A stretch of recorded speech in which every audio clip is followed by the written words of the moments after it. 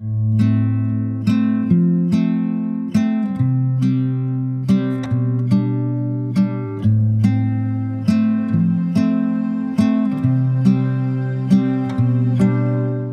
takes commitment and dedication to be a torchbearer for a progressive society, and the indigenous Khasi tribe is fortunate to have produced men like Babu Jeebon Roy Myram, known as the father of modern Khasis, who tirelessly worked towards promoting the Khasi literature, language, and the way of life through the establishment of a printing press. In this episode of Shillong's iconic structures, allow us to take you on a trip down memory lane as we try to encapsulate the 126-year-old journey and the transformation of the first vernacular press in Khasi Hills, the Ri Khasi Press, established by Babu Jeebon Roy in 1896.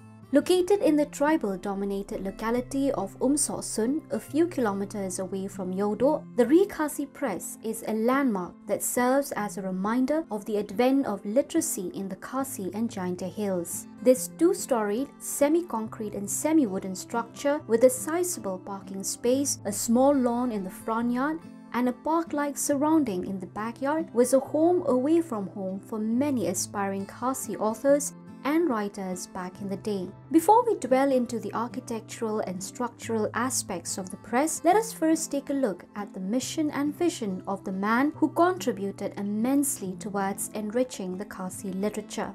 Babu Jeebon Roy believed that to educate society, books written in vernacular languages were of paramount importance. He believed that literacy and education were the most important assets one could bestow on a child, an individual, and a community. When he realized that in the Khasi Hills then, the focus was on publishing biblical stories and translations of the Bible, he propelled the need to establish a press that would go beyond religion and emphasize on literacy.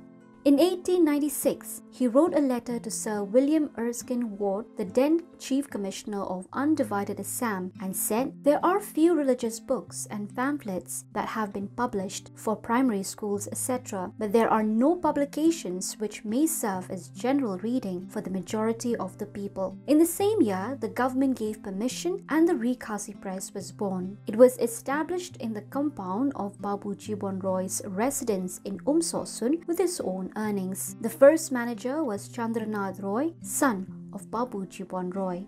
Since its inception till date, Ri Khasi Press has provided Khasi writers with a platform to launch their works. Aside from this, it also provided a platform for writers and readers to learn more about their own country and connect with other communities through the medium of literature.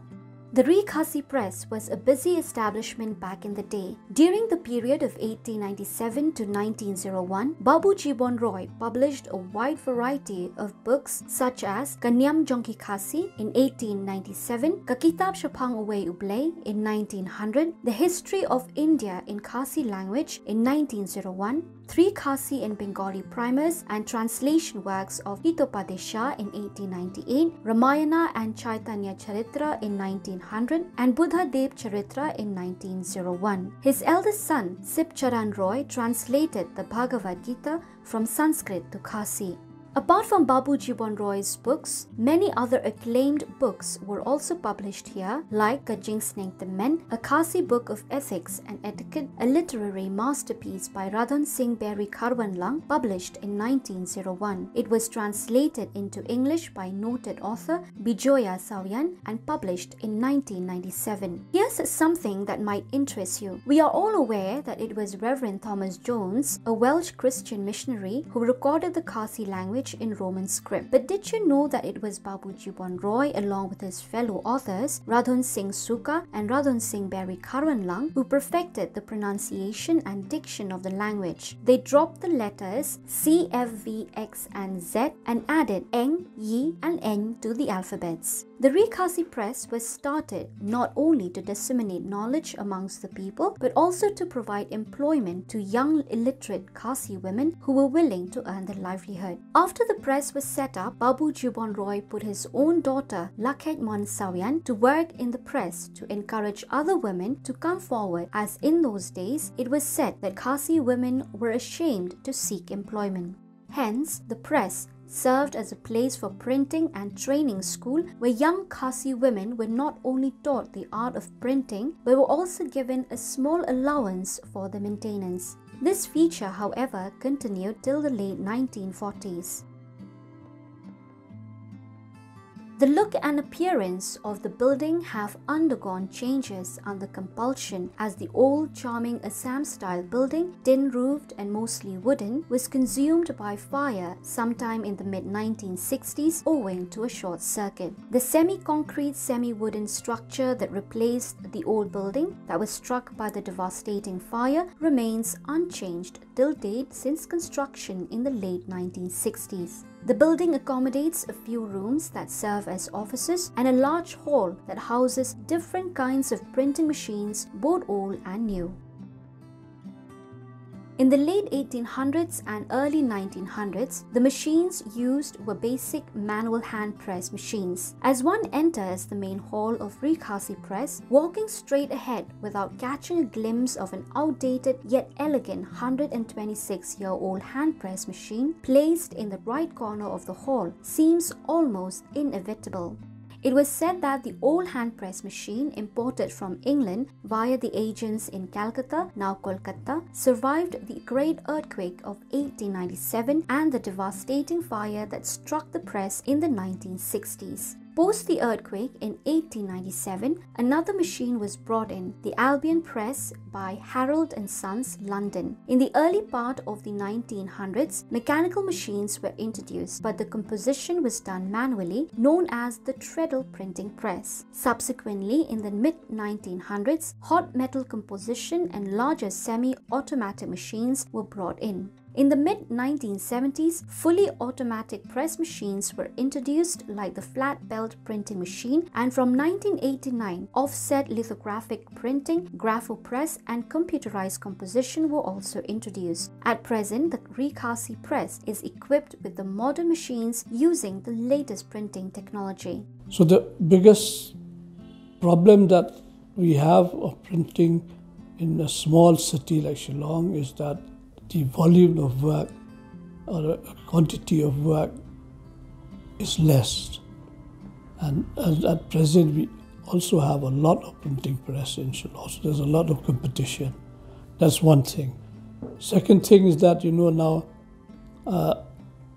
in the earlier days, means 10, 15 years ago, we have from the small businesses, shops and things like that, we print cash memos, we print receipt books, we print letterhead, various printing, stationaries they have.